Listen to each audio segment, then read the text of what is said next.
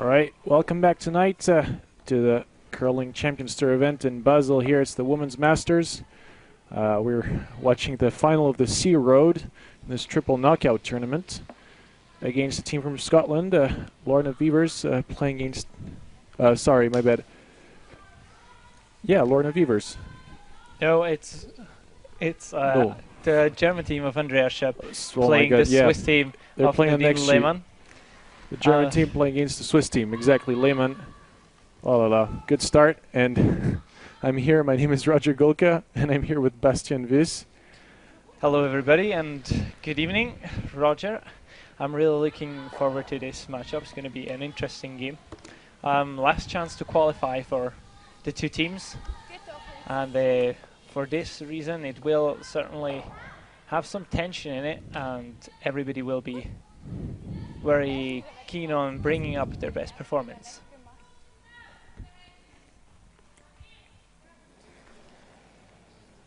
Yeah, so as we know, this tournament is a triple knockout, which is kind of a specific type of tournament. That means that everybody starts in a big table. It's like a quarterfinal, semifinal, etc. If you lose a game, you end up in a second table, a B group. And then if you lose a third game, you end up in a third table. And if you lose your third game, then you're out. So now we're doing in the Sea Road, which is the last chance actually for the team. So both teams have got 2 defeats, and the third one would mean an elimination from the tournament. A victory now means a qualification for the quarterfinals tomorrow morning.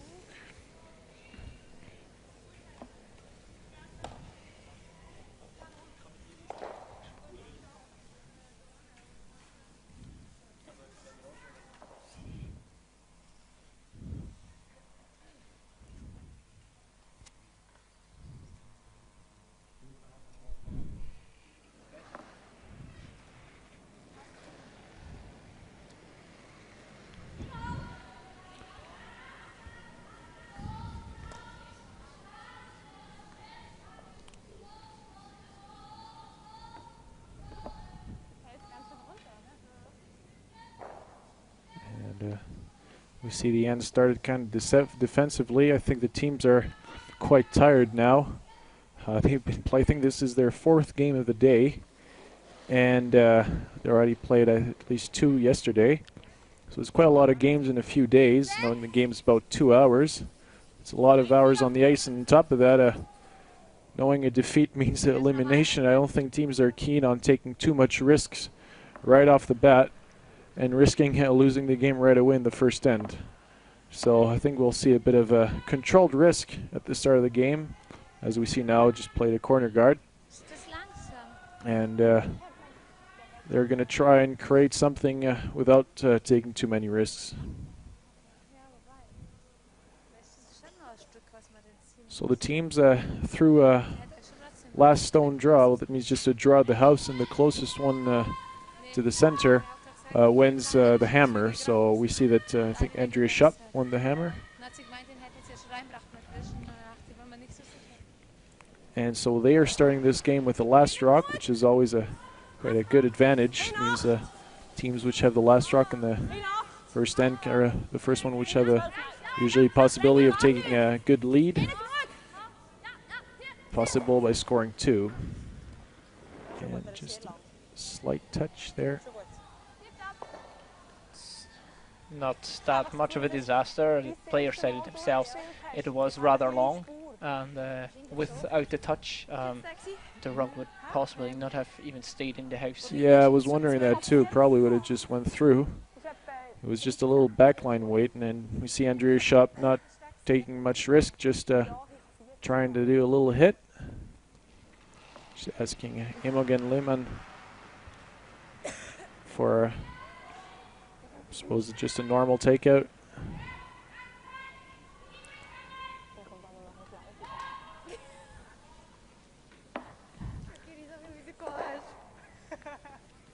That's a pretty good hit.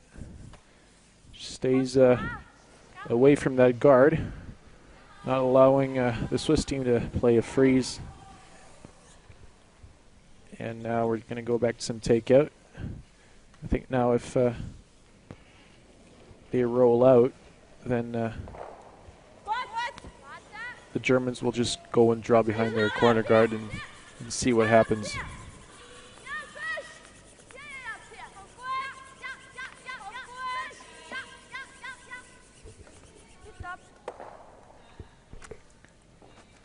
So good hit and stay.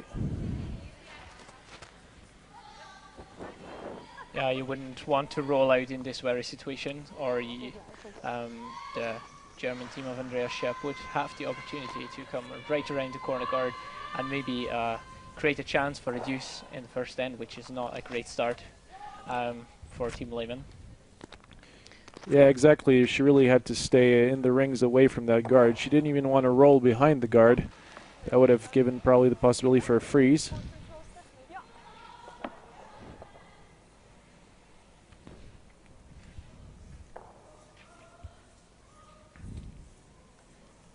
As we see Nadine Lehmann, young skip from the region of Bern, crossing the ice. We'll play her turn hit and stay.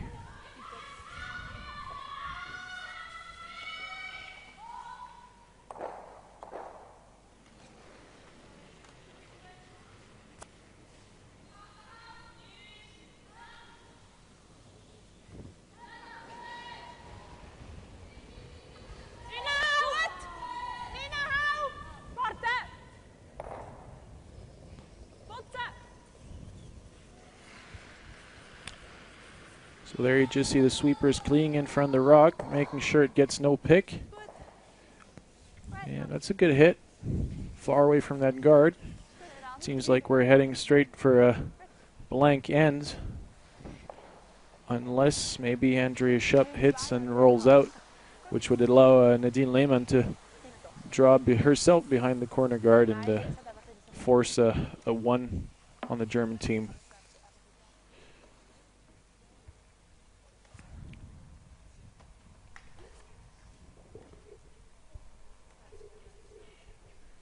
Very, very experienced skip, Andrea Schöpp. Many years of curlings behind her. Yeah, you can also see that with her technique. She's still using the backswing, something that isn't taught anymore nowadays. No junior gets told to do the backswing. And she has played for years and years, for decades even. And so that is still the way the players used to do it years ago. And there are still a couple of great players, Andreas Schöpp included, that use that kind of technique. But as said, it's not the most common thing anymore. Yeah, well, now you could see players using a backswing. I'm thinking about Torgeir Nergard from Norway, who uses it when he wants to throw a really hard rock. So it kind of gives a good speed out of the hack with the backswing. But it's true that now it's considered, let's say, as a unnecessary movement of the technique.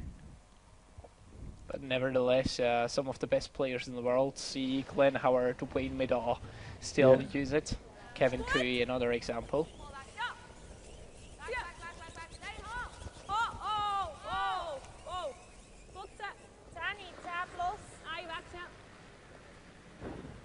It's a little bit wide. It's just not going to stay in the rings, and Nadine Lehmann not forcing Andrea Schöpp really to throw her last rock. She will just throw a simple takeout across the house. And for people who are maybe beginners at curling, this can seem a little bit strange that she will not score a point even though she has a open house to draw to. Well, that's just the reason that when you have the last rock, you try and use that advantage as much as you can by trying to score more than 1 point. So Andrea Schöpp would not be satisfied with 1, and she'll try and score 2 or more. And so by playing a 0-ender, she will keep the last rock in the next end. So now all the 16 rocks have been thrown. It's 0-0 of 0-0. Team Lehmann playing against Team Schöpp. Young Swiss team against a young and experienced German team. Andrea Schöpp has been playing the last years with very young players from Germany. she herself being say very used to the competition. I think she's pulling those players up, you know. And there will probably be a strong women German team after maybe she leaves competition. I wonder when that's going to be, though. Well, we will see what the Olympic Games bring, or I think Germany still needs to qualify through the pre-trials. Yes, if I'm not exactly. mistaken. And Andreas Schöpp is definitely a team to play for Germany in the pre-trials, which will take place In Füssen. in I think it's Füssen. at Füssen. So they will be playing at home, actually. Corinne Schultz playing second for Germany actually comes from Füssen. Imogen Lehmann playing third actually comes from Basel. And now she plays for Germany as she has double citizenship. And Andrea Schöpp comes from Garmisch ski resort in Germany. And their lead comes from Baden-Baden. Yeah, speaking of Imogen Lehmann, she actually wore the Swiss colors at the World Juniors 2010 in Flims, if I'm not mistaken. Exactly, yeah, that was it. And then after that season, I think it was due to age. She dropped out of juniors and she decided to, or was it, she would have had one more I think year. she had one more year of juniors, but she had that opportunity to represent Germany at the Europeans and the Worlds, and she took it. So she went and played for Germany.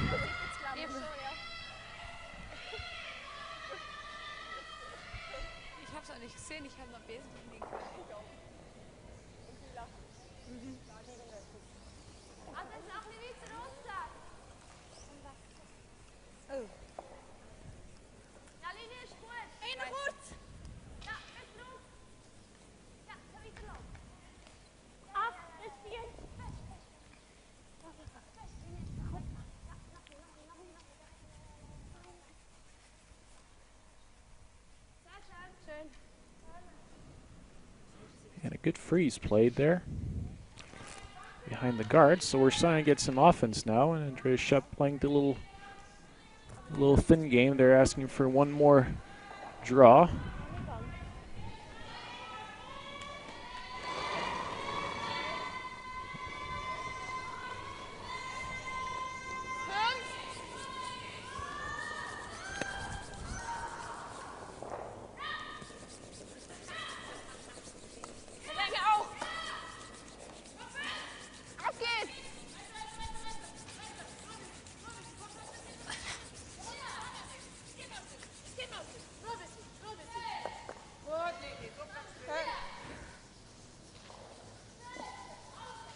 Sauber.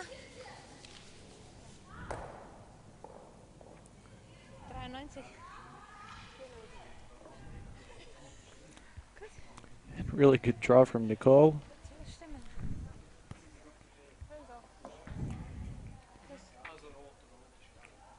So both teams trying to take position now in the house right at the start of the end.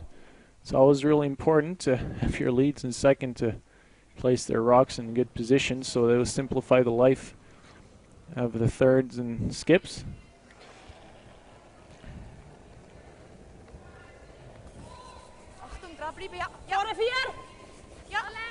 As we see Janine Greiner.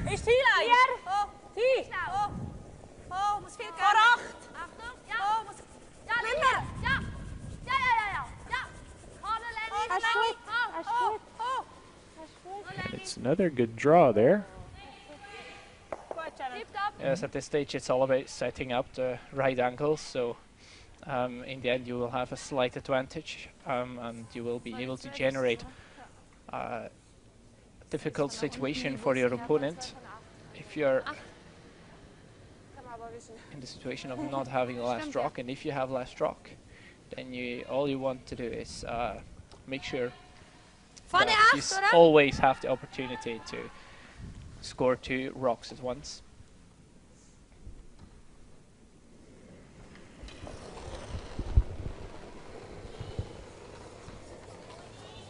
Warten da außen wieder, warten. 5, 6, 4, 4.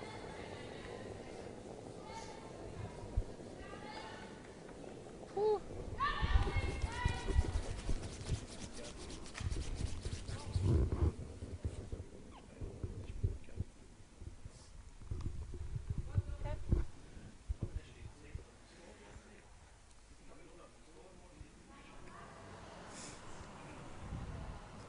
Schön.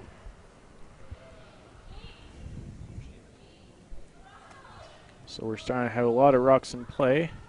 I think at some point one of the teams will have to start hitting somewhere. And it seems like the Swiss team has decided to step up.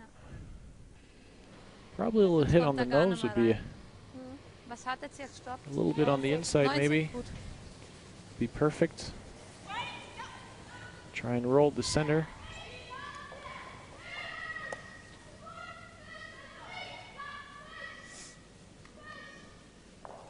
Oh, and she just rubs off the guard. Hard brushing right out of the hand. I think they thought they had it for a while, but no, it just curled enough to hit that guard. And actually, the ice curls quite a lot on the sides. I've seen quite a few rocks actually today who curled more than expected on the sides. Sometimes players were a little bit surprised. And it's always the risk of rocks early in the game. Yeah. If you have a path where you have not played yet, so you might get some spots with fresh pebble, and which is usually a bit more aggressive than paths which you've played in. I think also that the ice is cut a bit like I would say like it's going to be lower in the center and a little bit higher going towards the side. So if you play more on the sides, the ice will not be completely flat, but a little bit like going in a little slope, yeah, going down. As if you play from the center to the side, it might tend to curl at the start and stay very straight at the end, as it will hit a little slope. I think we saw Corinna Schultz's rock also curl a little bit too much. So I think the more you play on the outside, the more your rock will come back at the end.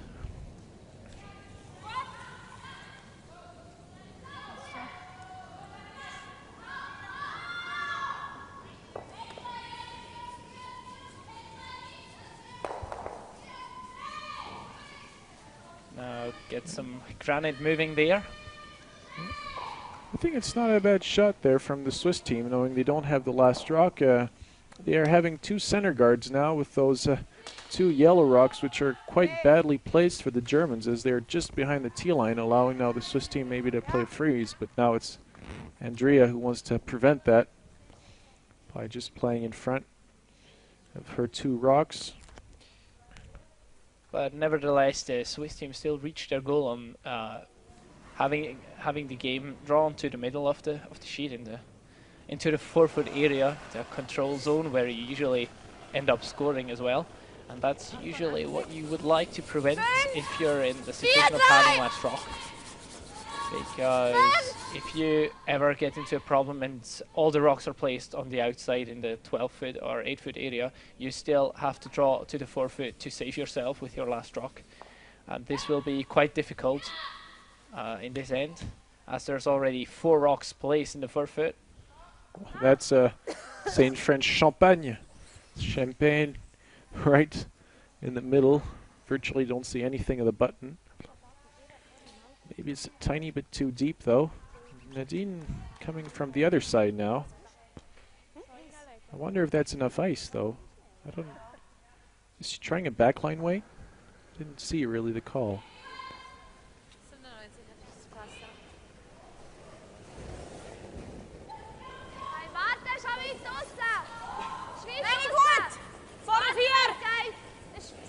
Nicole Bigley, who used to play for Team Bern.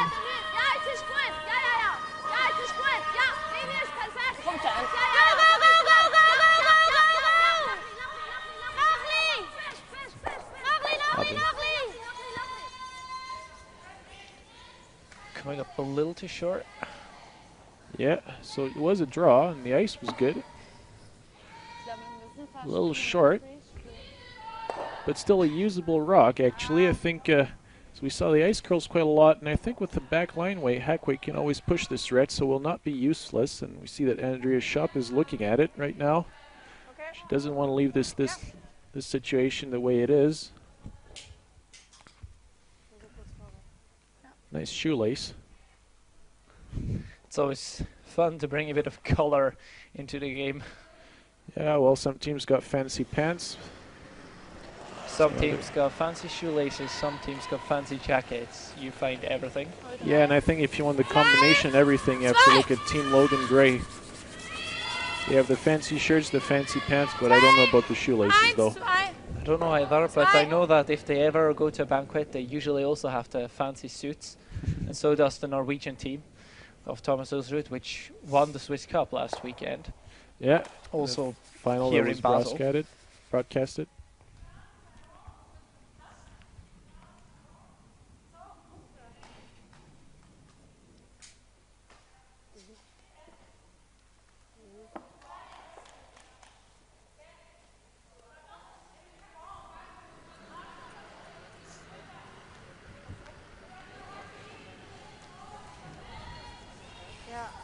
After play the guard to protect the raise.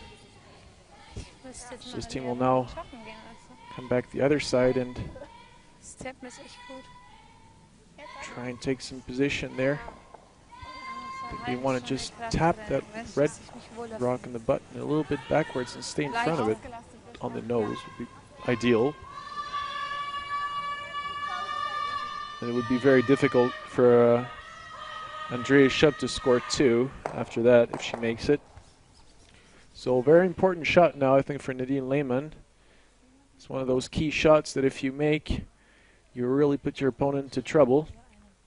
And so they must be made. Often curling is not about how many shots you make, but which ones. That is true. You can have a really bad game and still win, and the opponent basically makes everything apart from maybe 2 or 3 shots in the game, and those can be the decisive. I mean, in theory, you can play, let's say, 95%, but if that 5% is the only shot that you mustn't miss, it can be, it can make you lose a game. Sometimes there's lots of rocks played in a game, but sometimes one of them is enough. One miss is enough. And if you're not familiar with the percent system that is used in curling, usually curling players get rated in percents, which means as much as a rock which is played can achieve a total of 4 points. Some systems include 5 points. Include 5 points for a rock. That's for amazing shots. It's like a 125% shot. Exactly. And 4 points usually is if the rock does exactly what it was supposed to do. You also can get 3 points if it didn't quite get there, but also did the job, or 2 points if, for example, you didn't stick a takeout, but you still took out the other rock and you were supposed to stay in the rings, or one point. And those get added up, and in the end, you divide the whole thing by the maximum number of points, and that gives you a percentage. Of course, this is a bit questionable. There is quite a lot of discussion about those percentages. Well, it's like in economy. Sometimes when you're not satisfied with the numbers, you change the way of calculation. And it always depends a bit who does the statistics, because some coaches and some people are way nicer to their players. Yeah, it really depends. Some people can be more strict than others. Exactly. There's, well, there's some shots that are very easy to, let's say, mark. For example, if it's a hit and stay open, you hit and roll out, it's a 2. You completely miss the rock, it's a 0. You hit and stay, it's a 4. But sometimes you can get into situations where it's very complicated actually to see if the shot is really made. You can also have situations where you actually get lucky on a shot. You don't do what you wanted to do. So this actually could count as 0, even if the result is actually really good, because it's not what was asked. Finally, the percentage is always based on what the skip asked. So you look what the skip asked, and then you calculate compared to what was asked to.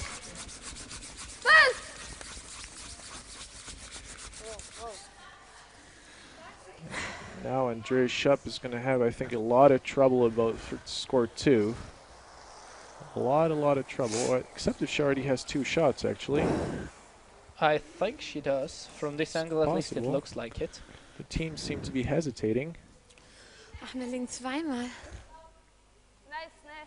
Well, I think Nadine Lehmann could actually play on the red she just threw, just tap it a little bit. That would be enough to make sure that she has second shot. And then I think Andrea Schöpp would have a lot of trouble scoring 2. They're now discussing from which side should they come into it. Yeah. Ja. Yeah, it's really blocked there. Yeah, it's kind of difficult. It's really In either way, you have to get past the guard as close as possible.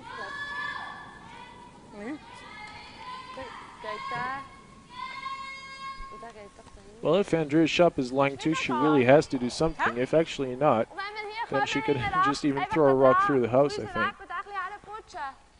Yeah, but considering she is actually looking at the tap, I would say that Andrea Schöpp is, at least in Lehmann's opinion, lying too.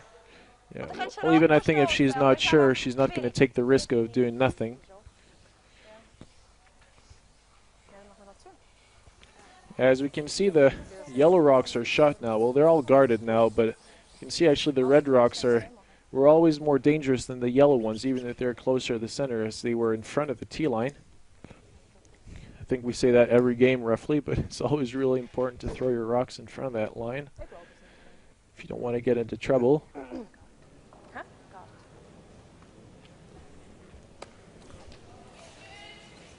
And she's going for a draw.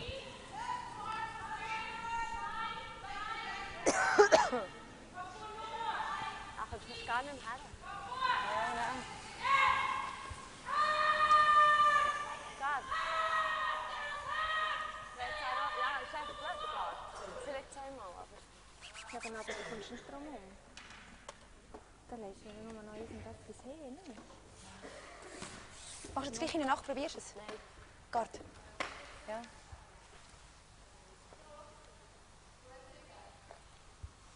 Es geht noch ein bisschen weniger. Nadine Lehmann, who is left-handed. You can see she throws from the other hack, releases with the left hand instead of the right for right-handers.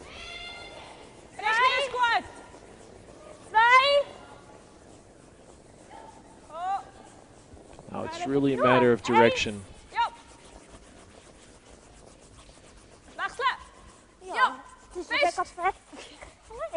I think they only decided on playing the guard, not the tap back. Fast 3 Minuten. 2,50, aber ich habe nicht von Anfang an gestoppt. Yeah, well, if Nadine is laying second shot there, that's probably a good option. I don't know. Everything is completely blocked now. Well, even if there is 2 yellow rocks lying shot, deuce at the start of the game is not the end of the world. It's not the most favorable outcome, but it's not like you're going to lose the game just because your opponent scored 2 quite early in the game. Yeah. Ja, den sieht man gut. Heck, oder?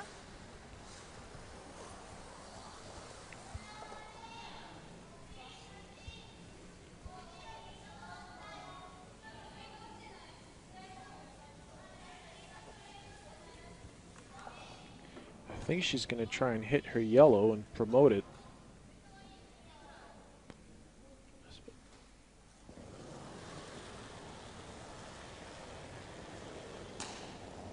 Heck ist er? Yep. Whoa, whoa. Whoa. Just praying for it to curl. Whoa, whoa. Good shot. Whoa. So That's now it's a question. so 1 for sure. Apparently 2. It looks like 2 to me. Ja, is goed. Ja. I think it can be either 2 or 3 or 1. Depends really. Seems like it's 2 already.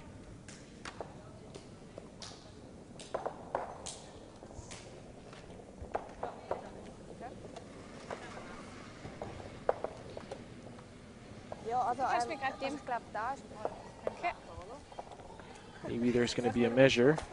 So I think they said there's 2 already. Now it's a measure if there's 3.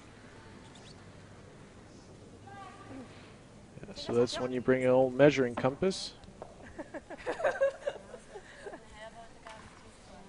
It's hard to say from the camera angle, which is probably not exactly in the middle. From this angle, it seems like the red is a little bit closer, but it's really hard to tell.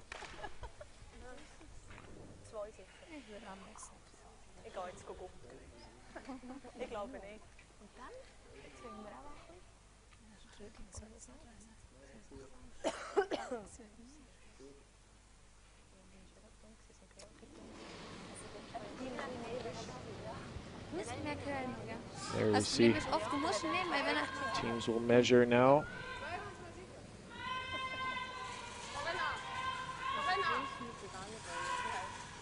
Actually, it's a referee here.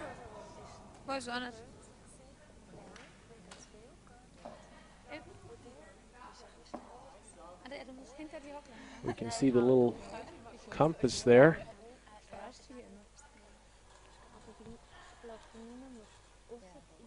It seems like the red is closer indeed. So that would make 2 for Andrea Schöpp and her German team, I would think. So mission accomplished in a way. Definitely. Very difficultly, they managed to score their 2. Got a bit lucky in the end. Yeah, she made a really, really good raise there, I think. Just going through the port. Here we can see the experience there. Shot under pressure and really good result. I think if she made it just through the port the way she did, I mean, there was really a little bit of space. She managed it. I think she had to have the raise roughly right. So really good shot. And that's now we're now going to be playing the third end of this Sea Road final. Team Schöpp from Germany playing against Team Lehmann from Switzerland. And it's 2-0 for the Germans now.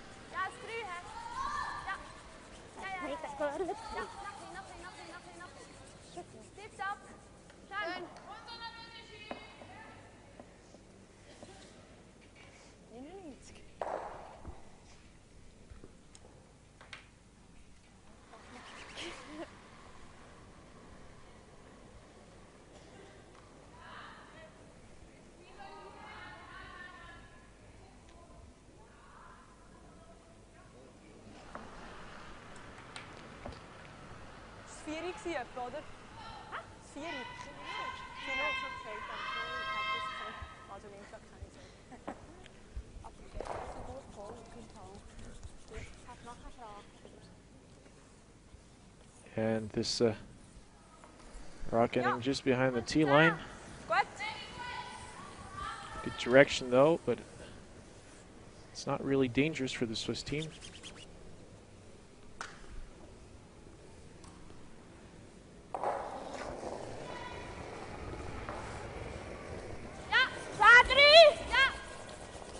So here we have Nicole Dunke, lead for Team Lehmann, delivering her second rock. Asked to play a hit and roll behind the corner guard.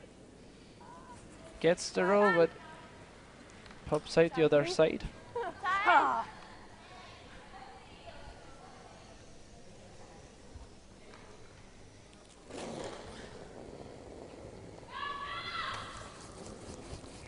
Here is Corinna Scholz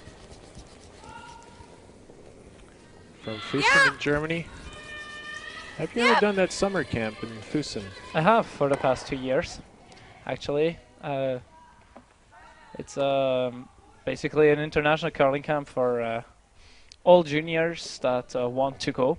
There's mostly Europeans, but we also have, I think, 3 Canadians and about as many American juniors there. Yeah. So it's a total of 120 young curlers between, I think, the age of 14 and 21. And certainly a great experience. Yeah, for sure. Well, I did it once. It was really good.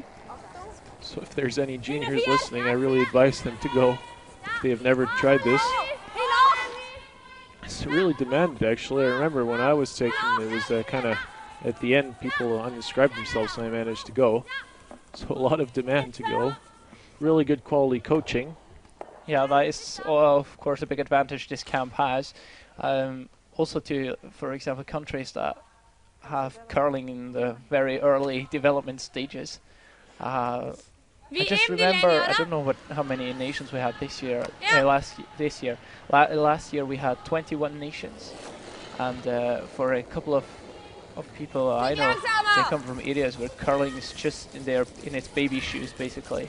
Well, I remember the year I was there were 2 Greek girls who came. It was very funny because they had never ever played curling in their life. I know there's a Greek national curling team. Oh, good shot there. And they had just learned about curling at the Olympics and decided to try it. So they found out this camp kind of randomly and went there. Yeah, there is always a couple of juniors that have not played curling before. I think that was also the case the last 2 years I was there. And of course you mentioned it before, high quality coaching with Canadian coaches.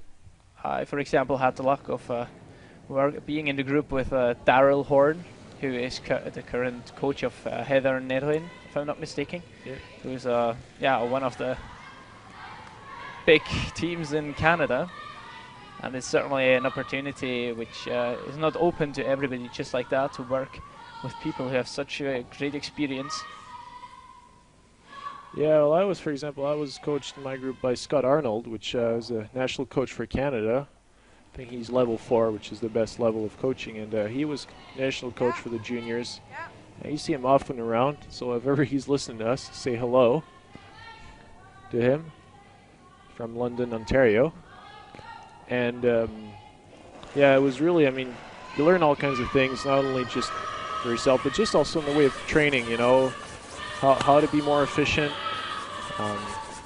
how to get better communication in the team. You know, you have really the top quality, and that gives, you know, lots of information that you can after take back home for your future practices.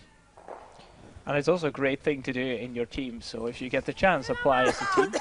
You might get split up, but still, even if you decide to go alone all by yourself, not knowing anyone, that's at least what I have done this year. I've not had a better time, I would say, in my life. Füssen's certainly one of the highlights of a curling season as a junior, for me at least. Yeah, well, top that's really nice region.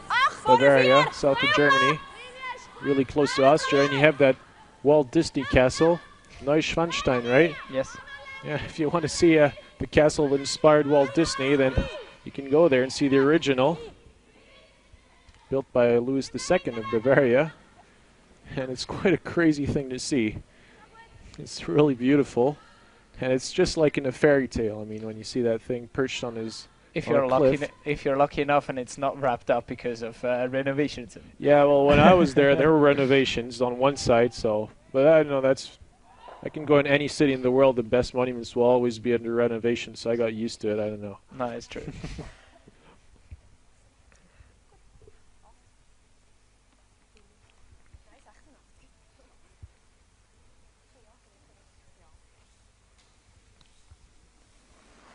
Now we see Team Lehmann kind of desperately trying to get a rock nice and tucked in behind that corner guard. And the Germans taking them off. And it seems a little bit wide this time from Imogen Lehmann.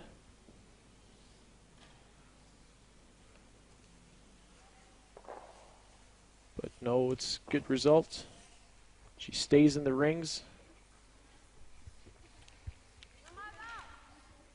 The Germans are quite satisfied.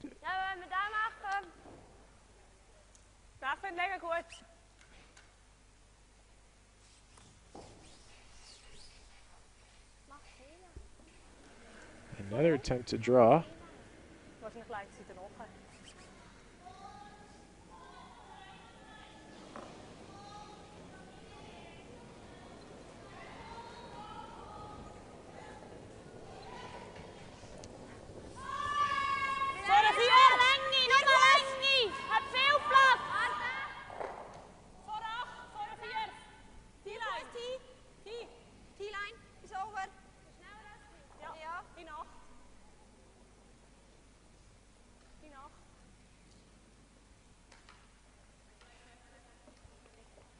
And this rock is a little bit fast.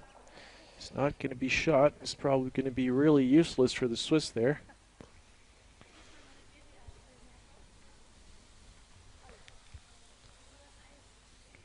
We can see actually in this Swiss team that it's not the third, which is counter skipping, but the lead, Nicole Dunke.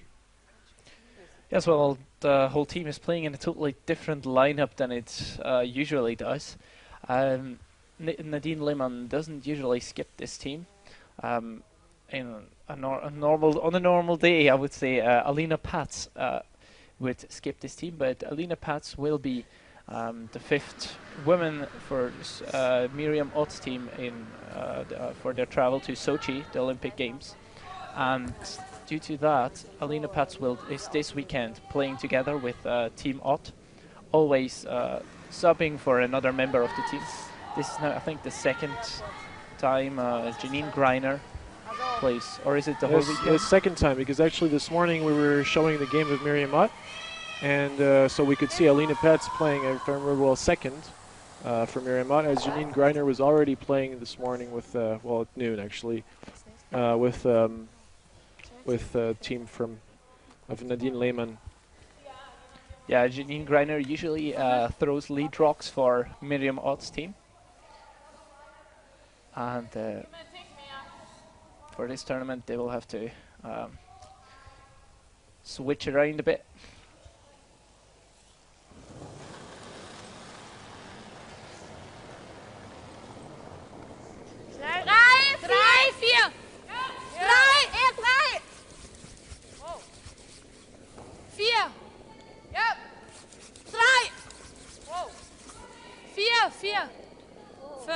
You can hear the sweepers shouting some numbers, 3, 4, 3, 4, or 5, 5 in English. That is nothing else than telling the person in the house how much weight the rock has. In Andreas Schöpp's team, the house and guard area are divided into different zones, and the sweepers who walk with the rock always say the respective number where this rock is going to stop. This is due to the fact that the person who throws the rock can give an indication, but it's usually not very accurate, and the person that stands in the house has basically no chance of telling how long a rock is. Yeah, the skip usually doesn't have very good vision of the speed until it gets close to the hog line.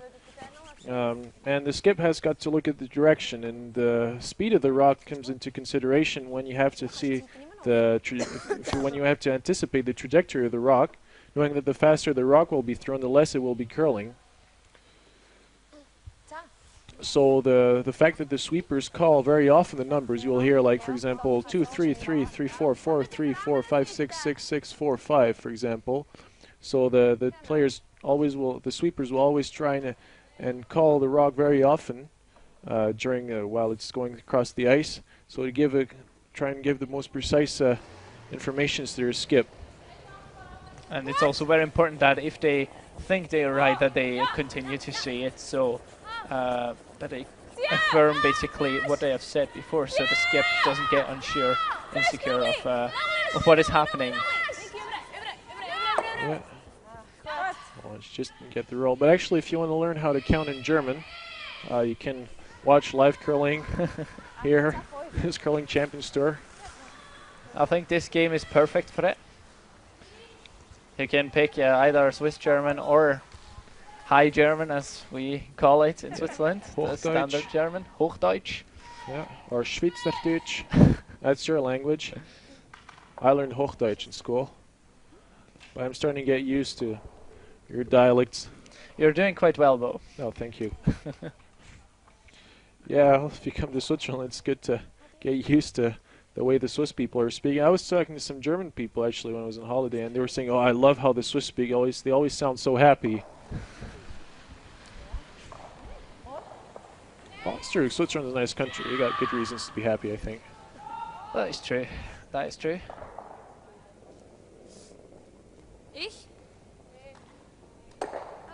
Ooh, another hit and stick.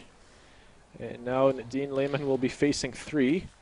So let's say, I want to say easy shot. No shot is easy, especially under the circumstances, because she's facing 3. But she'll have just an open hit and stay for 1 now. I think she knows the ice because she played this exactly the same shot just before, and with the sweeping it should be fine.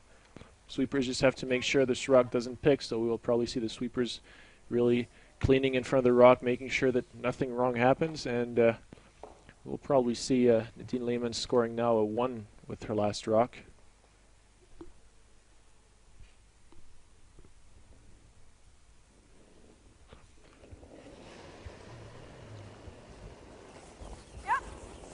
Hard sweeping right at the start.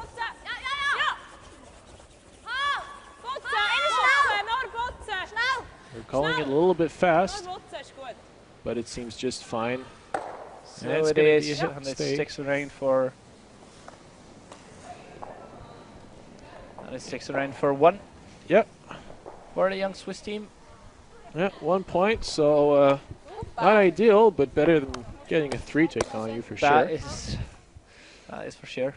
So Andrea Schöpp actually scoring along the books. I mean, score 2 when you have the last one, leave 1 when you don't have the last rock. I'll get back last rock advantage. Yeah, and now they're 1 up with last rock, so in a pretty good situation there. Well, I don't know, curling is always different, so you can never know what will happen, but Andrea Schöpp now in the leading position in this game. They kind of taken control, and the Swiss will be running after them now. So I think that what the Swiss team especially has to make sure is that they don't get a 2 scored on them now, because they will start being maybe 3 down, and scoring a 2 will be absolutely necessary to come back in the game right away. So if they can force Andrea Schöpp to score only 1, and then take their last rock and score 2 behind them, they will be back tied in the game. So I think that's what they really want to try and do. I mean, right now, no big offense, no big risk. I mean, you just want to keep the game close. And there's still 5 ends to be played now. So we're live here in Basel, in Switzerland, for this Women's Master.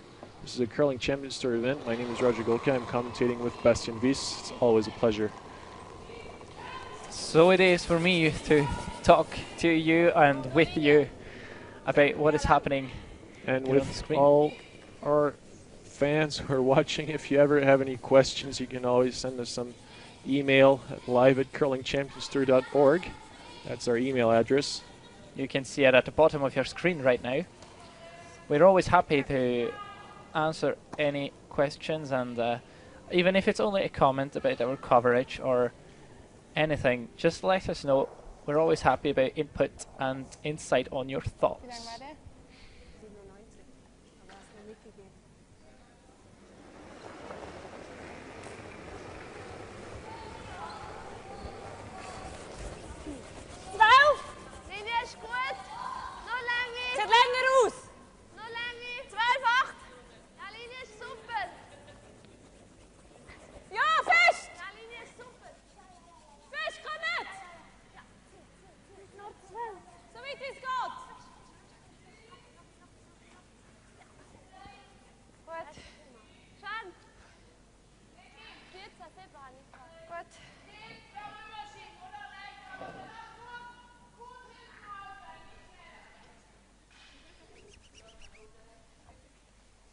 gut, Frauen?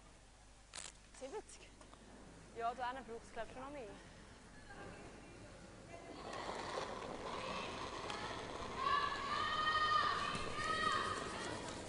Golden Skatovitz playing lead for Germany. Young player. Actually, already very successful at a very young age. She won the mixed doubles competition at the Youth Olympics in Innsbruck in 2010, alongside with the Swiss skip of the Swiss Romano mixed Meyer, team. yep. No, with Michael Brunner. Michael Brunner, yeah. Romano Meyer played second for the Swiss mixed team, which went on to win the mixed competition, so the normal curling competition.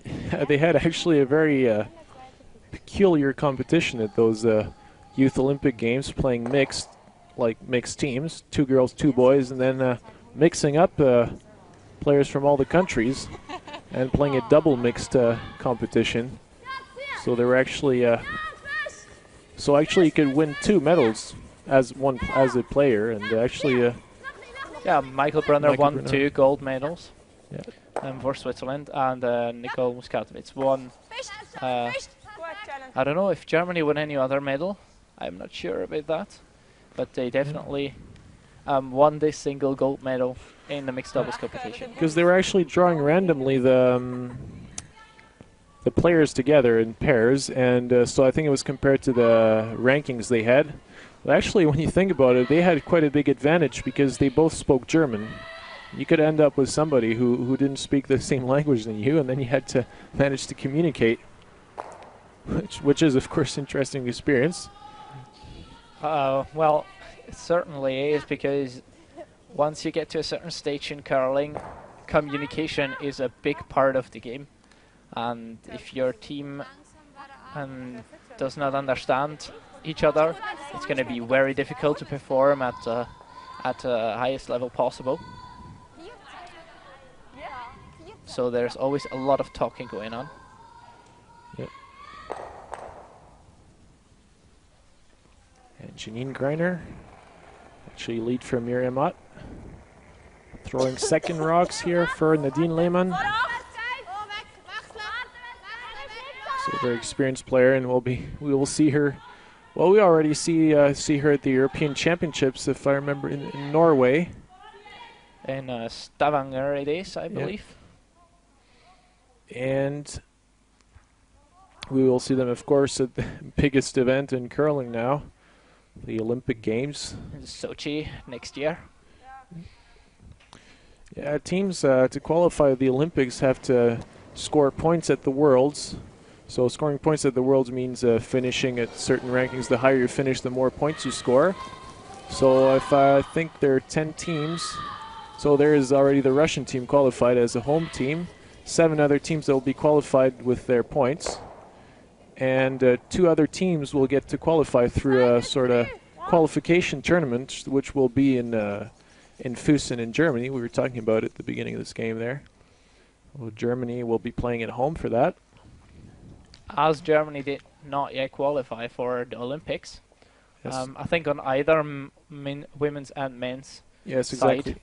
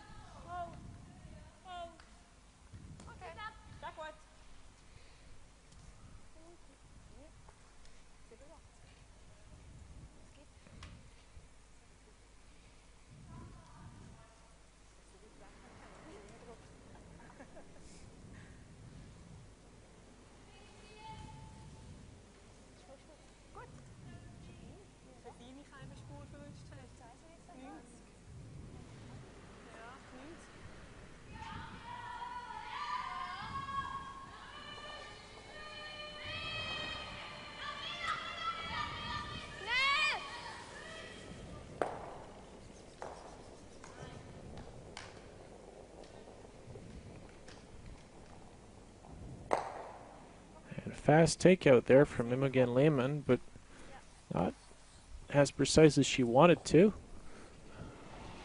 And actually the Swiss are in a situation where they could maybe try and steal now. Of course, considering the fact they have to place all their guards really well. But, I mean, there's something. It's possible, so I think they're at least trying.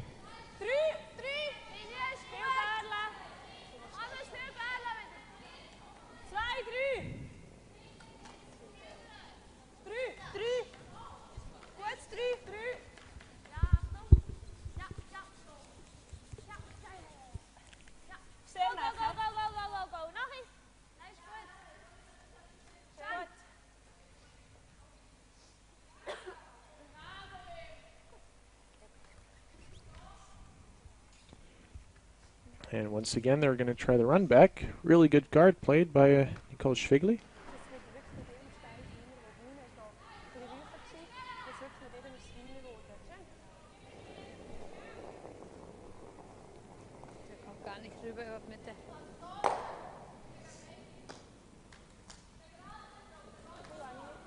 And just a peel actually was played. And now Nadine Lehmann will try and replace this rock once again. I think they're lying 2 there, so be careful, Andrea.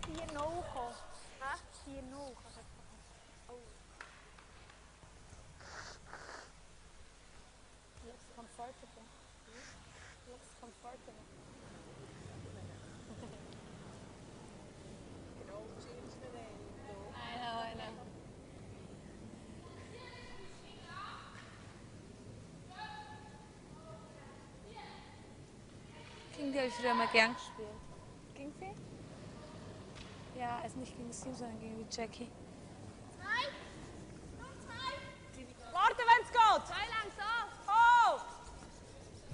So on those kinds of guards, you really have to make sure the direction is right. You really want to protect your rock. I think they are looking for a pretty close guard. The ice is quite swingy, so I think they want to stop the Germans from being able to hit that rock directly behind. And the line is perfect. But I think it's a little bit too far from the house, and probably we'll see the Germans trying for a little hack weight or back line weight now. Or maybe just even back 8 foot. Just to tap this red rock behind. This, a bit behind the tee line. Andrea is probably thinking about, I need to take a chance to score 2.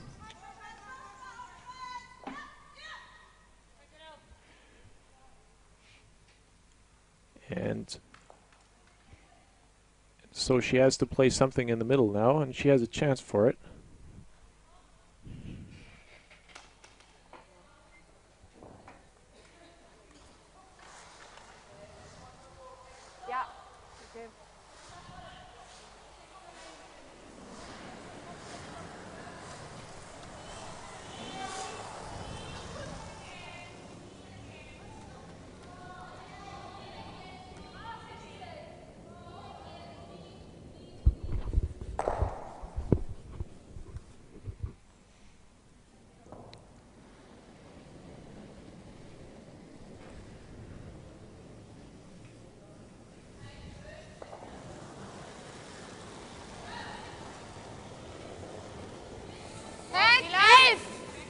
Andrea Schöpp's first rock in this 4th end.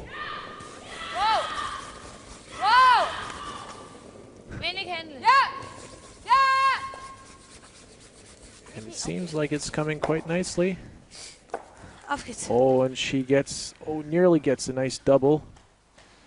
No, the Swiss team has to be careful, huh? Yes, I think the red rock is still lying second. Yeah, I think it's second, yeah. So, and as this rock is lying wide open, I would say you could see it to 100%, maybe slightly covered. But no, Nadine Lehmann is left-handed, so she's got the advantage of coming out of the right hack in this situation. So she will even see a bit more than a right-handed person would. So this rock should be completely open, and the roll behind the guard is definitely possible. Yeah, could she ever get the doubler herself, actually, if ever she hits a little bit too much on the inside? Well, but yeah, actually, Yeah, you could, but I think that should not be the... Well, objective number 1 is hit and stay, Definitely. right? Yeah.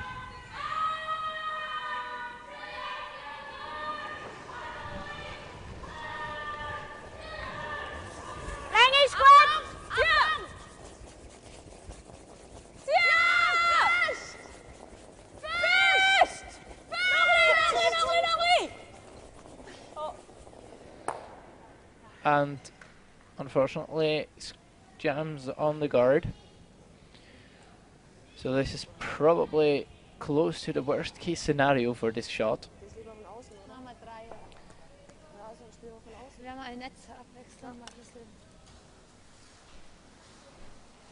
And so we just received actually an email there from, oh God.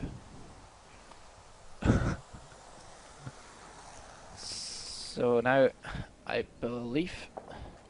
Ooh, yeah, that's... Okay, that's a catastrophe. Yes, that is now last rock for Andreas Schöpp as well, if I'm not mistaken. So that would give them a chance for 3. Yeah. Yeah, well, that would be a big 3 there. Take a big 4-5-1 lead. Situations can swap really quickly in curling. Nadine Lehmann playing a guard on her first rock to try and steal 1, maybe.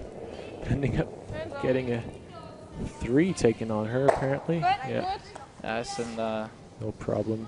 Andreas Schöpp, the curling veteran, doesn't need 2 opportunities to make that shot.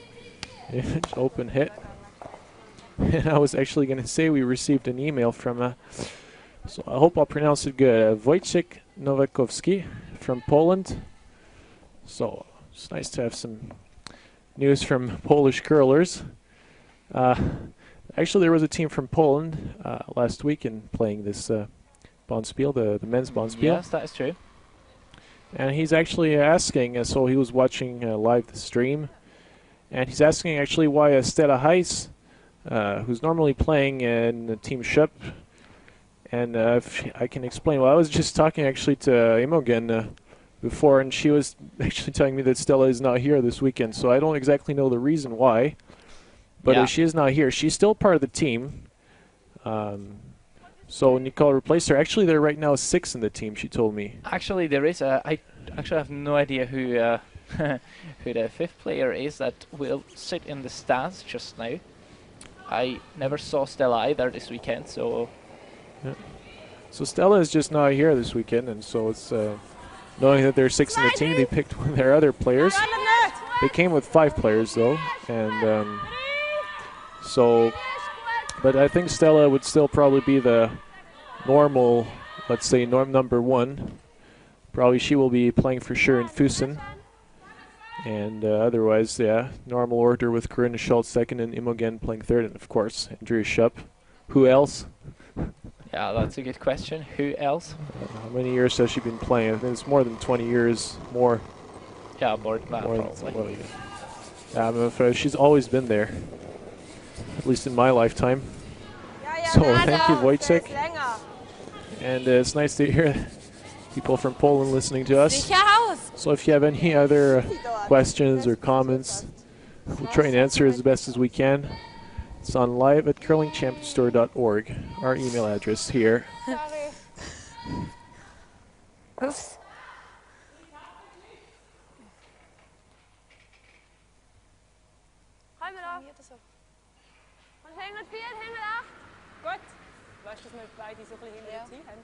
So now the Swiss team deciding on the tap back, trying to get some granite behind the tee line as a possible catcher at some point, so they will be able to stick around in case the German team doesn't manage to play a takeout perfectly.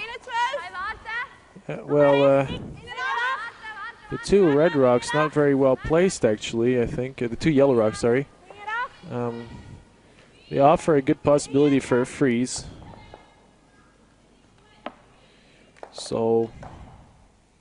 Yeah, she just bumps up the yellow and stays in front of it, and stays in front of the other one. Well, I think Andrea Schöpp's not gonna ask herself many questions to throw a big rocket right there. Yeah, certainly the right thing to do. If you're 4 up, it doesn't matter how many rocks you have in of yourself have in the house. You're not the one that needs to generate opportunities, and the most important thing is that you get opposition rocks out of the house. Yeah. As they may be the counters in the end that will, in the end, Sehr gut. Ja, der war schnell. outcount you. Da ist ja fein. So. Da ist fein, ja. Gib mich mehr! Schau, Gerlitz doch, oder? Well, a good shot Vorher from müsst ihr Mitte eingeben für Corinna aussen. Schultz. Ah ja, das ist. Ist da auch fein, ein bisschen weiter raus. Ja. And now we're going to see the Swiss team try for another freeze onto those 2 yellows.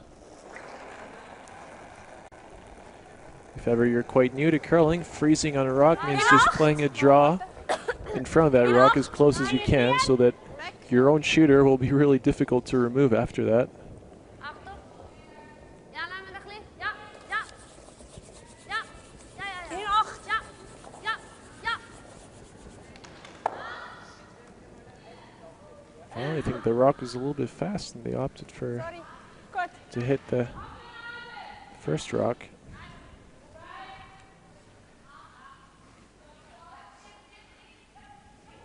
Wahrscheinlich kommt zuerst ab. I think Andrea Schöpp is trying to make sure that she's not going to leave too many rocks in play. She really doesn't need to score. She just needs to remove the opponent's rocks. I mean, if she can force Nadine Lehmann's team to score 1 now, I think that would really be perfect for her. Yeah, well, that would be perfect. Being 3 up with last rock is certainly the position you want to be in after 5 ends, as this guarantees you basically the so-called driving seat, as we call it in German, which means as much you're in total control of the game.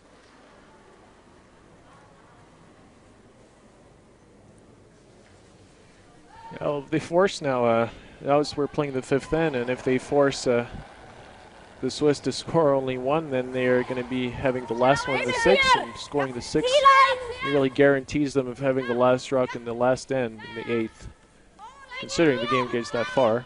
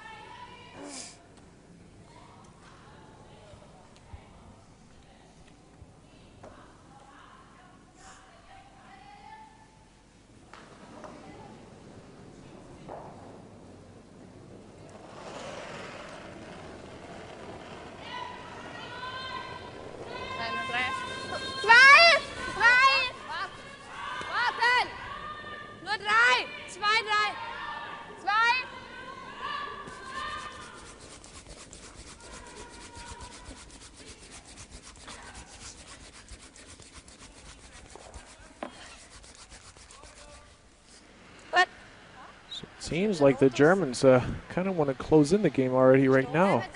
Playing that guard shows their intention of trying to steal this end. Andrea Schöpp actually allowing herself to take a bit of risk there.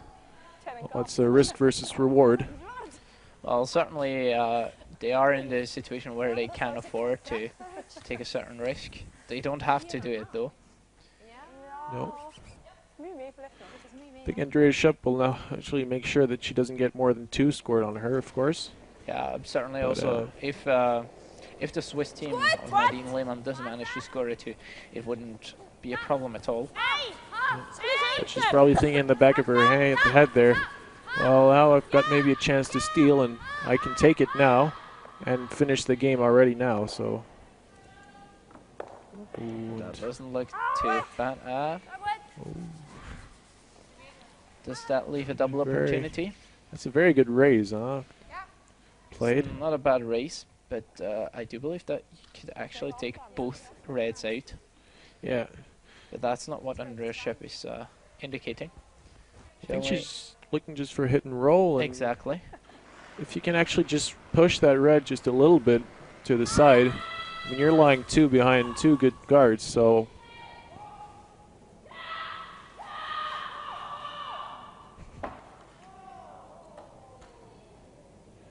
It seems like a pretty good shot there from. Yeah, perfect. Yeah, perfect. Perfect. Da geht was. Lies 2 and bumps out the red one again a bit.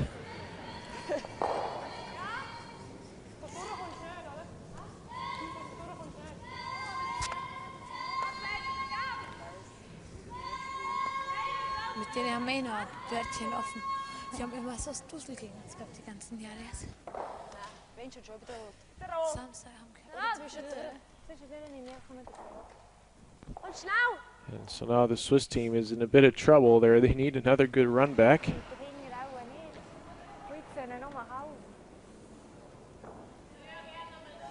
Ja, TikTok.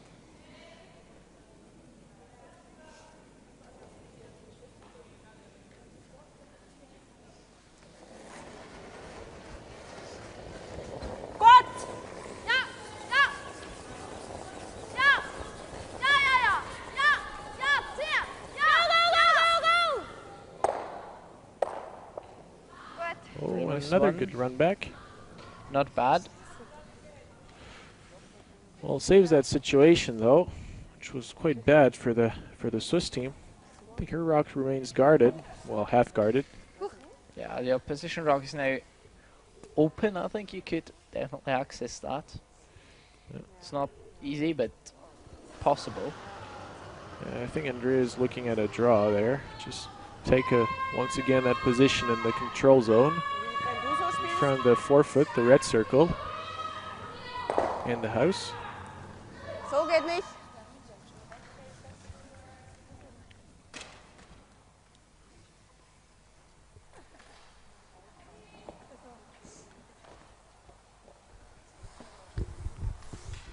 Yeah, I think she's hesitating a bit. I mean, she's 4 rocks up, so could very well just play a hit. Ja, genau. Hast du ein bisschen vorgeklopft? Okay, ja. Von 8. Well, the Swiss team is losing, but this doesn't stop them from smiling. Yeah, that's certainly very important, even if you're down a couple of rocks. If you 4, can 5. keep the spirit up, because if you're not, you're certainly not going to come back. That helps. And that also shows that they really enjoy what they're doing. And I think that is on that level very important. Well, after all, it's only a game, huh? That is true. But a great game. I agree with you totally, Roger.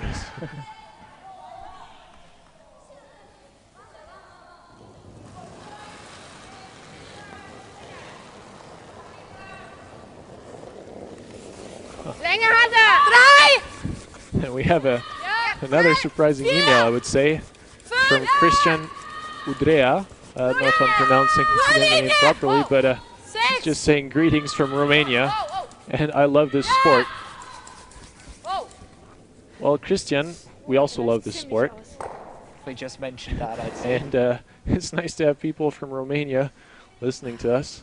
Yeah, I don't think there is many curlers in Romania. I don't know. I have to ask Christian if ever you're listening to us. Can you tell us, for example, if you have a curling rink now in Romania, if you have maybe a national team, how's it working for you? And how many people are playing over there? I think I do remember a Romanian team playing the mixed Europeans this year. But I could not remember her name. Weil ich eingeklebt habe. Nade. Fries ist auch schon gut. Fries ist auch schon gut. So well, it's always a pleasure anyway to receive your comments. And thank you, Christian, for your email. And if ever you have a few informations about how curling is doing in Romania, don't hesitate to send us a few infos. It's always nice to hear. We've got a lot of countries from Eastern Europe who who have, let's say, joined the world of curling.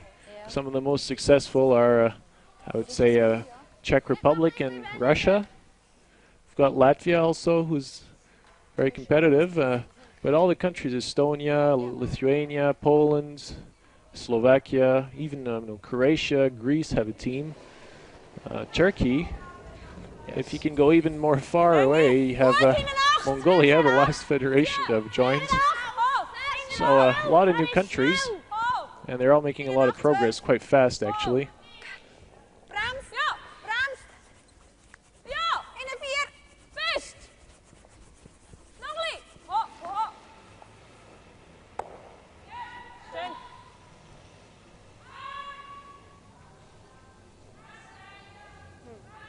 And we have another question from Shirley Mioch. I think she is coaching and playing for Netherlands.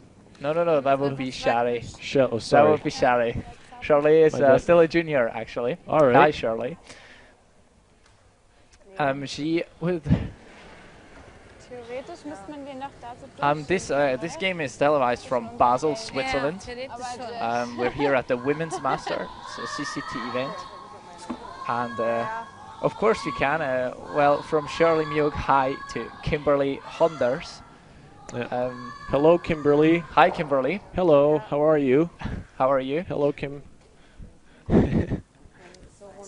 And well, thank you for your email.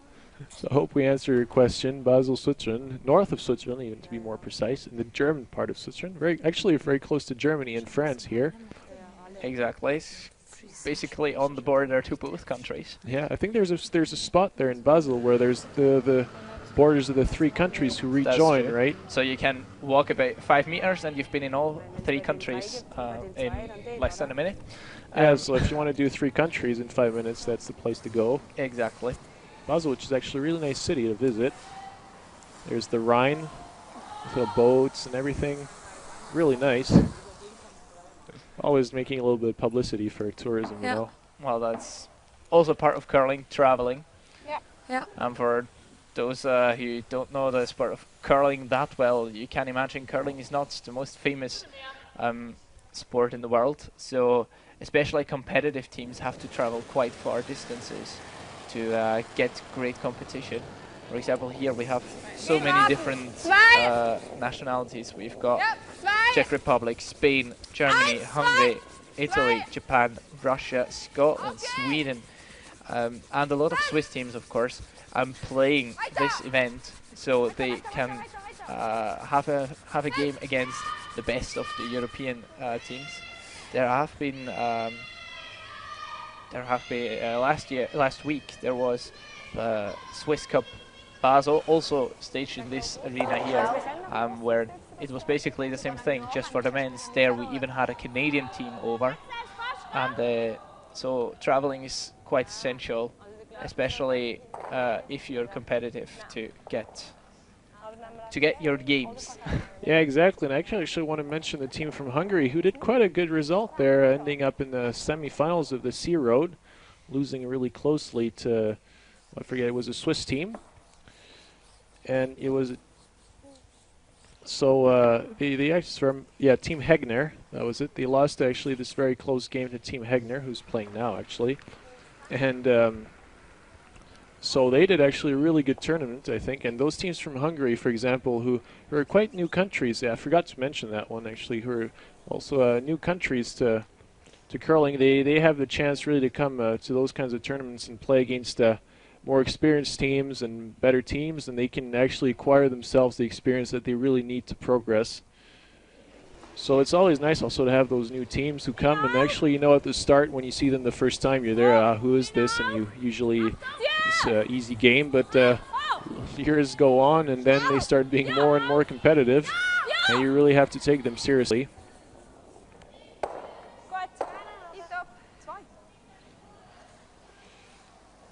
That is quite a good shot for 2 for Nadine Lehmann. Now the score is up to 5-3 to the advantage of Andrea Schöpp's team Germany.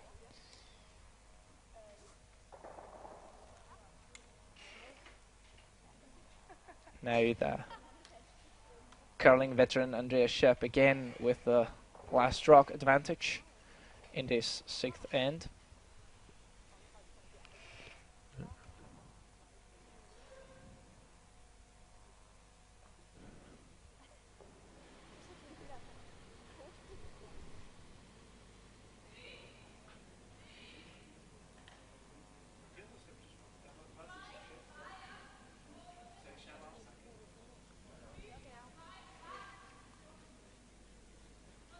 Right, you will now see interview with Andreas Schöpp. We were able to make, and with Andreas Schöpp and the team, we were able to make before this game started.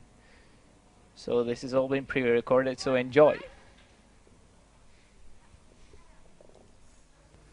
So my name is Andrea Schöpp. I'm the skip from the German ladies team right now, and I'm playing now for 39 years and still very motivated, and I have some new members in the team, and I'm really hoping that we will have a good season. So my goal for the season is that I play the best curling I can, and I hope for the rest it's okay. So I give to my third. Hi, my name is Imogen Lehmann. I'm 23 years old, and yeah, I really love to play in that team. I would also like to play the best curling I can with my new team. And yeah, give it to the second. Hi, my name is Francie, and it's my first season in this team, and I hope we will perform well at the Europeans and of course at the Olympic qualifier. And yeah, that's my goal for the season, to go to the Olympics. Hi, my name is Corina. I'm 24, and my goal is to play good myself, and that we have fun in the team, and that we have fun at the tournaments and play good curling. Hi, my name is Nicole. I'm 19 years old, and I'm in this team since last year, and I hope that I will be a team member in this team for the future, and I really love to play with them, and we also have fun, so I hope for a good season.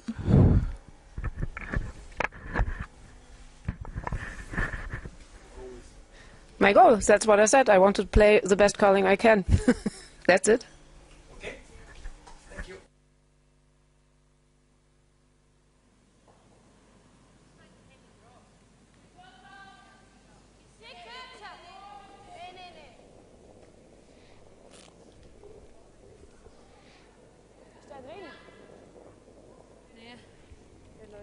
So we are back here at the 6th end of this C final against the Swiss team of Nadine Lehmann playing against Andreas Schöpp from Germany. 5-3 is the score. The Germans having the last rock now in the 6th end, so in a really good position they are right now. And my name is Roger Gulka, commentating now with Bastian Wiss.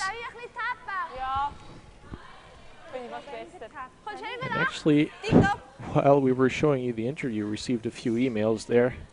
One from Walter Grossenbacher, who's talking about the key shots and talking about that miss actually from Nadine Lehmann when she hit the guard instead of taking out the rock behind. I don't know if you remember it. And his question is, how do you identify the upcoming key shot, or how do you know that it's a key shot?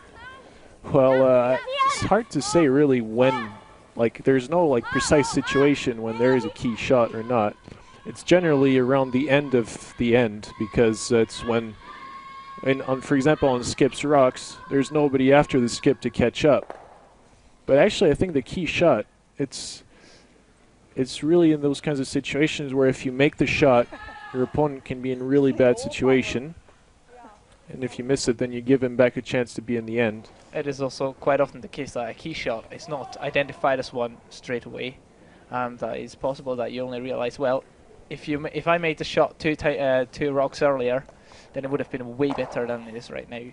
So it's kind of impossible to. It's really hard to say. There is no concrete solution to this question. Yeah, there's no like, let's say, official theory. I mean, it really depends of the situation in the end, and you always see actually. I mean, depending on the situation, when the player suddenly has to play a rock, that if ever he makes it, I mean, the opponent is in really big trouble.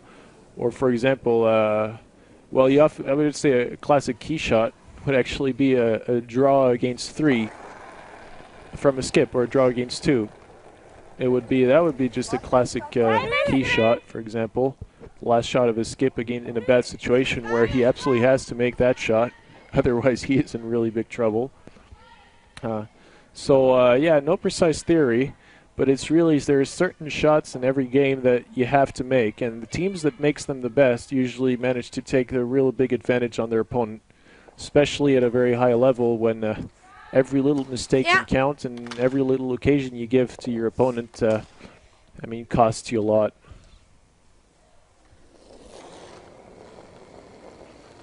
Yeah.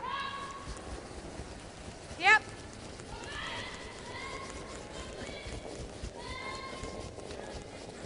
And we just have another email back from Cristian Udrea, who's saying, from Romania, who's saying that actually you don't have a national team in this amazing sport. Well, it certainly is an amazing sport.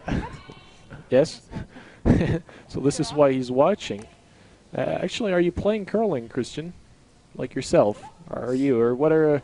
how do you practice in Romania? Yeah, where do you practice? Yeah. If you do, of course. And he's saying sorry for his English, but actually there's no English mistake in his email, so don't worry, Christian.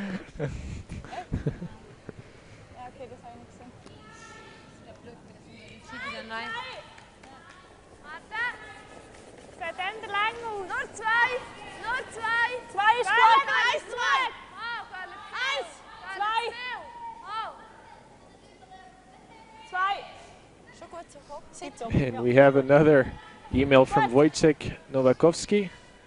So apparently I pronounced his name properly. So well done, Roger. Yes. Yeah, because Polish sometimes can be a little tough to pronounce, psh a lot, I am not very familiar with Eastern languages, but I know you are to a certain extent. Yeah, well, sometimes, yeah. But like, we once played in a place called Szczyrk. Yes, SZCZYRK. This is how you spell it, so it can be all right. Szczyrk. Anyway, and he's asking actually if I can pass congratulations, so we will. So congratulations to the Welsh and Romanians men's and Belarusians and Slovenian women's team for their qualification today to the B group of the European Championships. So they qualified from Group C. So congratulations from to them, well, from us and from the curling world, I would say. And from the curling world, yeah. Belarusian team, yeah, they have quite a lot. Actually, yes, I met quite a few Belarusian teams when I was in Lithuania there, and they actually play quite well. I don't know if they have a curling rink now in Minsk, but they have quite a lot of curlers there, and I think it's developing quite good. So Belarus is also maybe one day going to become a challenging nation in curling. And thanks for your email, Wojciech. Actually, I wonder actually where he is from, also in Poland. And if you have also a curling rink in Poland, like just dedicated to curling. And if he knows maybe about how many curlers there are now in Poland.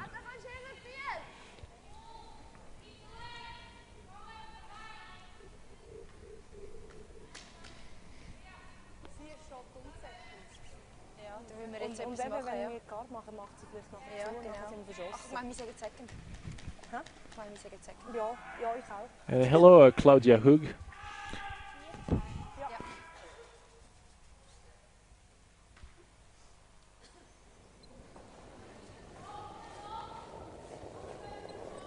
Ist gut!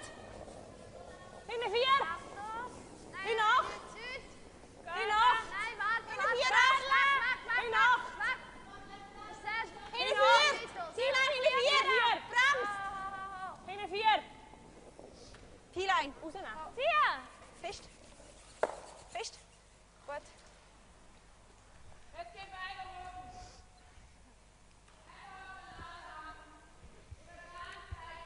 And now actually back to our game.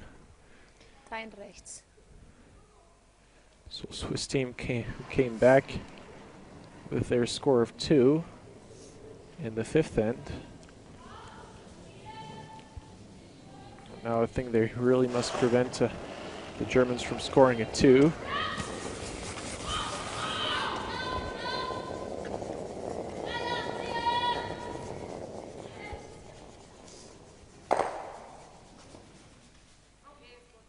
Pretty good shot from Imogen Lehmann. Well, if the Germans only score 1 now, and then the Swiss score 2 in the 7th, then they will be 1 down without in the 8th end. So still a possibility for the Swiss team to catch up.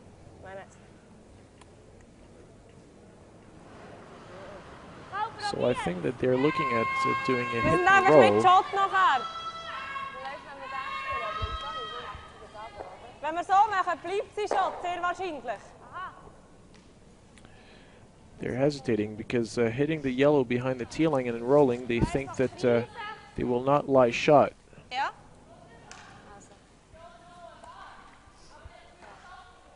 Gut. 14.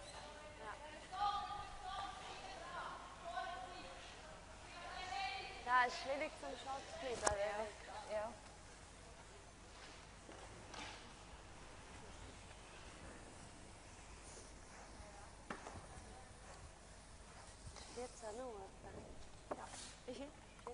Ja. Ja. 13,8, 14,0.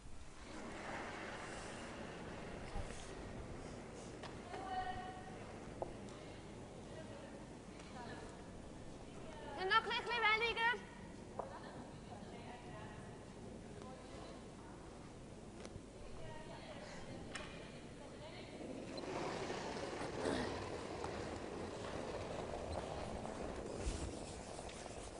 Gut. Länge. 8 bis hinten 4. So she's opted for a freeze. Richtig gut. Ja. Bis her, komm jetzt. Noch ein bisschen. Fest. Go, go, go, go, go, go. Comes up a little short. The sweepers call it a little short at the hog line. Finally, they swept it really hard. Didn't manage to get it as close as they wanted to. But still, it's there, and it's still forcing Andrea Schöpp to play a, say, a little tricky shot.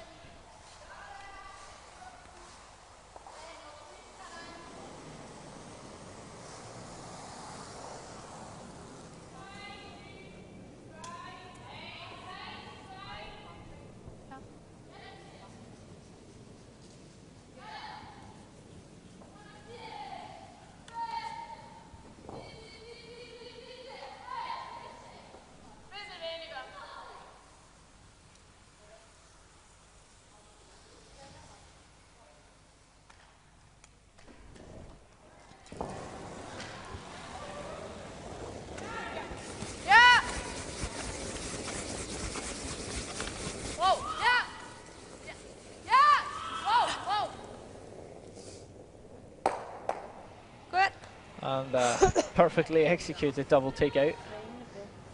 Andrea Schöpp now laying 4. Yeah, no mistake is allowed now. Well, even if Nadine Lehmann makes this last stroke perfectly, there will, I think, always be a chance for Andrea Schöpp to score get at least the multiple score out of this. And well, a score of 2 or more would, in my eyes, be close to a game decider. Yeah, they're in trouble.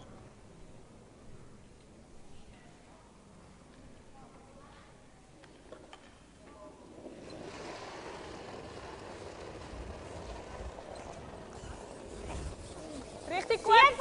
In een 4. T-line. Henk. Scorle. 4. Moet scorle. In een 8. 4. Is er lang. In een 4, 8. Is goed, Lengi. In een 4. Richtig gut jetzt. Magst du wirklich? Nicht putschen, hè? Nicht putschen. Ja, tut schon ein bisschen auch. Richtig, ist perfekt. We can get a little wick. Oh no. Ooh, bumps to the side. And now Andrea Schöpp has the chance for no 5. less than 5. It actually lies a bit buried, so it's not as easy. Yeah, but I mean, I think she already has 2 shots there. She can just draw roughly to it. That's true, a heavy draw would do the job. Score 3, being 5 up after 6. Whatever, she could even just throw a rocket at it. Yeah. Whatever. Whatever she feels the most comfortable with. I mean, Selbst wenn der dann noch ein bisschen nach hinten geht, haben wir immer noch ein paar.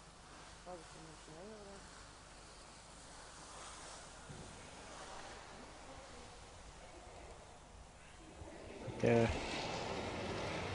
Well, I mean, she could either come with a backline weight, normal weight, just draw weight, whatever she prefers. Just looking at probably thinking about what ice should it give now. Ja, aber ich weiß nicht, wie es liegt. Vielleicht ist es schwieriger. Well, this in a way could be called a key shot. Anscheinend muss es ja schwieriger sein. At least Nadine Lehmann's shot was a key shot before. Sie überlegt halt, ob sie 5 macht, weißt du, wie sie selber liegen bleibt. It's not particularly successful. Aber ich glaube, sie überlegt Therefore, halt, the situation left is not very good.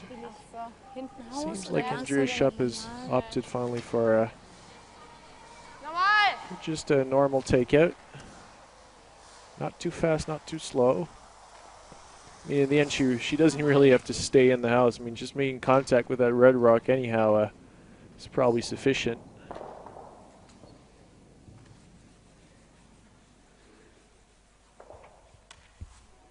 She's giving herself, I think, enough ice there. Even if she's a little bit wide, doesn't really matter because she could always hit her yellow on the nose and score 2. After all, that's not too bad. But if she can score the 5 for sure, I think we will probably see a handshake. Normal! Wow! Achtung! Wow! Wow! Wow! Wow! Looks Seems quite good. Looks good. And that makes 5 for Andrea Schöpp, and that is the handshake. So the team Switzerland of Nadine Lehmann gives up, and with this is eliminated from the tournament, whilst Andrea Schöpp's German team advances to the quarterfinals tomorrow morning at 8 o'clock. Well, Andrea Schöpp's team, who had to beat Team Maillard in the extra end, another team from Switzerland, well, big score there, 10-3. And we have the other game there, Lorna Weaver is playing against another Swiss team of Michelle Griebe. Well, after taking a big 4-0 lead, being even 4-1, good situation there. Seems like the Swiss team is coming back slowly but gently. Actually, the Swiss team is the reigning Swiss junior champion. They went to the Junior Worlds in Sochi last year.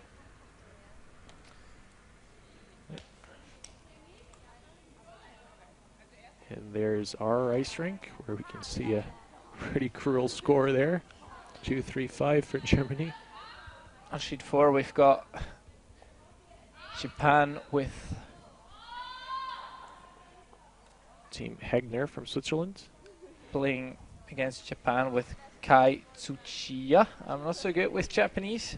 Yeah. Tsuchiya? Tsuchiya? Tsuchiya? Yeah. Tsuchiya. Well, konnichiwa. Hello. Anyway, well, we saw them, actually they lost their game against Miriam Ott. After winning over Miriam Ott earlier in the tournament. Exactly, and finally ending in the Sea Road final. So, pretty good tournament for the Japanese, and it seems like they're on their way to get qualified to the quarterfinals tomorrow, which will be broadcasted on Laola1.tv, live from Basel, Switzerland.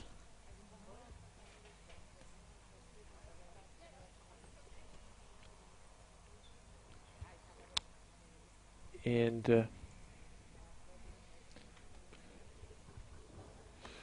so, yeah, I think that was it with our broadcasts for tonight.